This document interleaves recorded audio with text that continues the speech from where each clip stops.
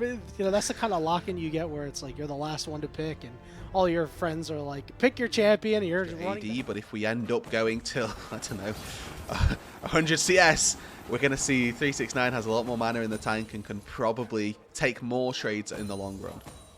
Yeah, it's really going to be on Cube to take down 369 and keep a decent amount of health left, so that way when 369 comes back, Cube can just dump everything he's got onto it, get that recall in, and then come back and be like, okay, cool, we're on one apiece.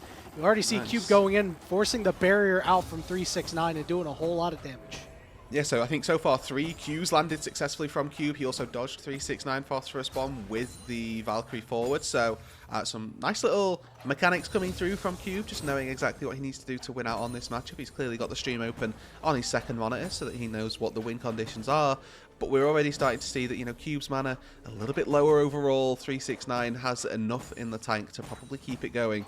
Both potions now being used, and we're going to see those health pools begin to equalize and how that ends up affecting these trades. He's hitting these phosphorus bombs because he's called Cube. He's not called Woob. You know, he's hitting them Qs, but he missed one of them, and now 369 gets to go on, but he misses that one too. Yeah. This is weird, man. They all started missing Qs all of a sudden. Yeah, and I think still with double ignite up for both of these players, Cube has got to try and deal with a larger minion wave, so you might want to try and thin that out before he goes for a bit of an all-in, but 2 ignites up, kill pressure relatively high, you'd think. Yeah, well, W for W means that everything's all right, but 369 has a lot more mana. You know, you mentioned that tier might come into play, and it certainly is.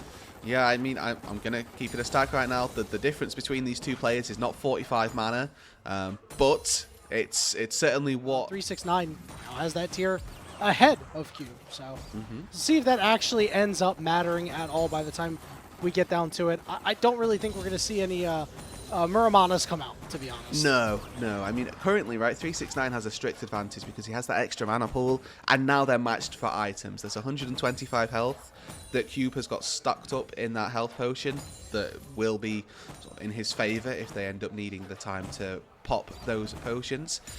But 369 currently has the run of things, has the wave sort of pushing in, but has the CS lead, which is the more important part, and has barrier up as well. Got a level advantage too. W for W, but Cube is taking so much damage.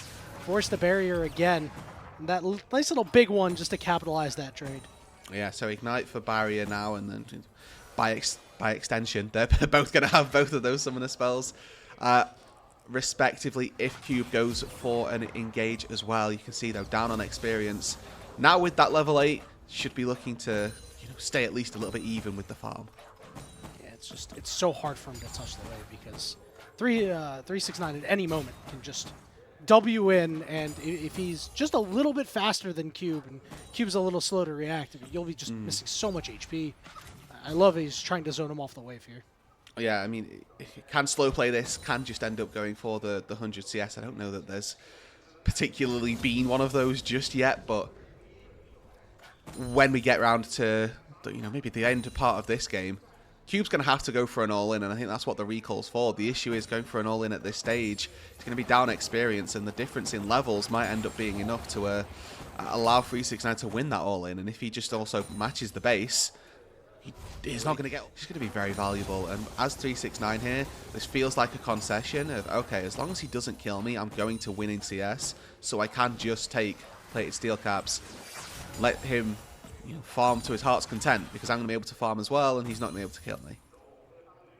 Cube is going to have to take some action at some point soon. He is down 8 CS, and I think if you're expecting one of the best top laners in the world to go down 8 CS or 9 CS to actually take a win, it's not really going to happen, as you're trading some auto attacks, Cube getting chunked out and force the Valk away. Yeah, and I mean, you also do just win trades with plated steel caps, which feels a little bit awful for Cube because he's down on levels, down on experience, down on CS, hasn't really got a metric going in his favor currently, and at a certain point you kind of just... Cube's opportunity passed him by quite some time ago.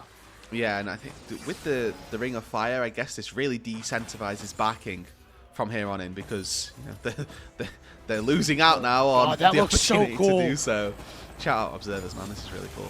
That's like the Northern Lights of League of Legends, except they're lethal. yeah, that's actually very accurate. They are obviously on the ground, but here we go. I guess we're gonna fight. Well, How close you're does gonna this have get? to. Well, we'll see. Cube is ready to go. He's gonna Valk on top of 369, burn the barrier, burning ignites. Trinity Barrier falls. still in the back pocket for 369. Cube is so low, and he will go down. The victory goes to 369 and top Esports.